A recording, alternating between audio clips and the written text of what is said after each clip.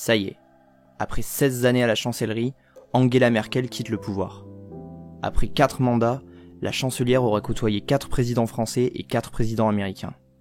J'ai donc décidé de me pencher sur sa carrière. Souvent, on a certaines idées en tête lorsqu'on pense à Angela Merkel, à savoir celle d'une chancelière plutôt intransigeante et pragmatique, ouverte sur certaines questions sociales, bien qu'issue d'un parti assez conservateur. Mais alors qu'en est-il dans les faits ? Concrètement, qu'est-ce qu'elle laisse à l'Allemagne ? Alors déjà, il faut savoir que résumer ce mandat par le terme de pragmatisme n'est clairement pas abusif. En fait, Angela Merkel a en effet pris des décisions au sens idéologique très fort, alors que la plupart du temps, elle n'y était pas favorable dans un premier temps. Ces décisions surprenantes ont rythmé sa carrière et ont provoqué très souvent des séismes qui ont fait vaciller l'équilibre entre les différentes forces politiques. On pense bien sûr à l'une de ses principales actions politiques, à savoir la sortie du nucléaire à la suite de l'accident de Fukushima en 2011. Cela alors même qu'elle y était opposée pendant longtemps, et que les centrales avaient été pour la plupart rallongées en termes de durée de vie.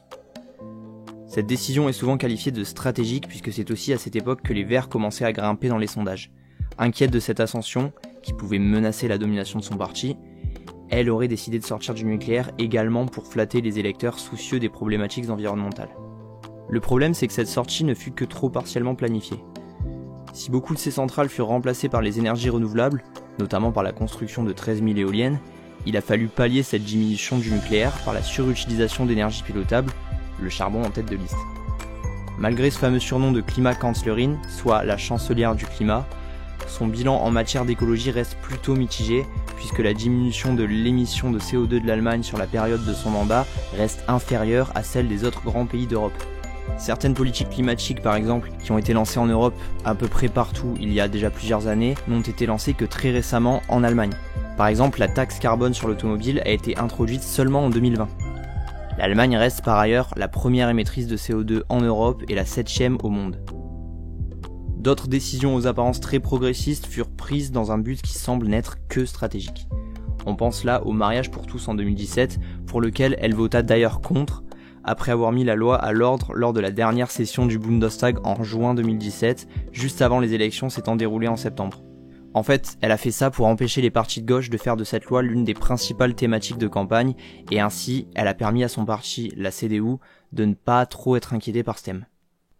Évidemment, ces stratégies électorales ne sont pas à l'origine de toutes ces décisions. On pense là à la plus importante d'entre elles, à savoir l'accueil des réfugiés en 2015. Et là aussi, la chancelière a surpris.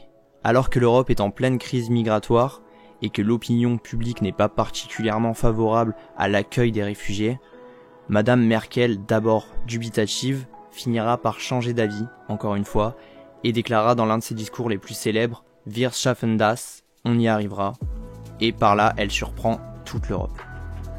Beaucoup attribuent aujourd'hui ce choix non pas à une quelconque volonté de tirer profit de cette décision, mais plutôt à un véritable choix humaniste venant de la chancelière, qui a voulu par là demander indirectement aux Allemands de tous se mobiliser pour justement y arriver, comme elle l'a dit elle-même.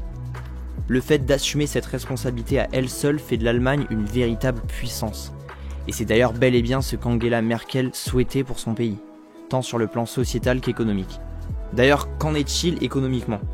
Eh bien, on peut dire que l'Allemagne, qui était en crise structurelle il y a 20 ans, est aujourd'hui une puissance incontestable, affichant une croissance plus élevée que ses voisins, une meilleure gestion budgétaire et un excédent commercial à en faire pâlir les plus grosses économies de la planète.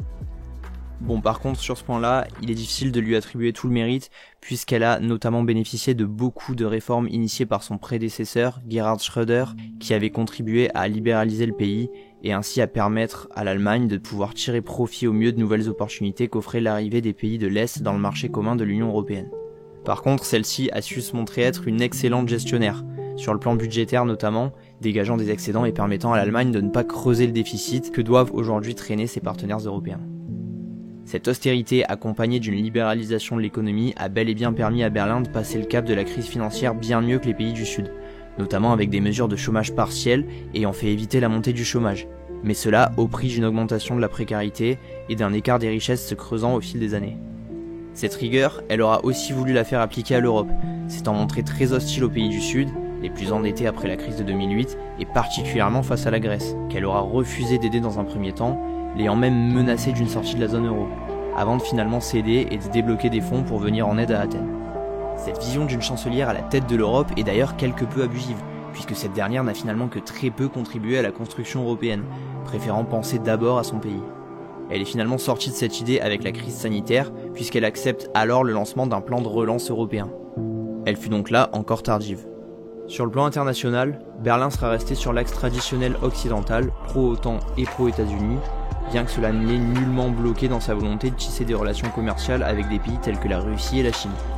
Avec Vladimir Poutine, elle n'aura pas hésité à conclure des accords permettant d'acheminer les gaz russes, notamment avec le gazoduc Nord Stream.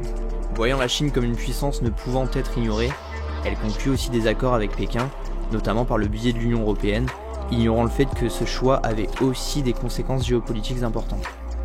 Plus globalement, on peut remarquer qu'elle se soucia rarement des aspects politiques que pouvaient avoir les accords commerciaux qu'elle passait avec d'autres pays, et certains dirigeants lui ont d'ailleurs plusieurs fois reproché. Angela Merkel a donc sans nul doute marqué d'une trace indélébile son long passage à la chancellerie. Elle aura été une chancelière forte, agissant en fonction des événements plutôt qu'en se basant sur une idéologie, lui permettant de toujours finir plus ou moins dans le bon camp, ce qui explique aussi sa longévité. On en reste donc ici pour aujourd'hui. C'était clairement pas facile de résumer une telle carrière en si peu de temps, donc pardonnez-moi s'il manque certains éléments. N'hésitez surtout pas à partager et à liker si vous avez apprécié la vidéo. Moi je vous dis à très vite.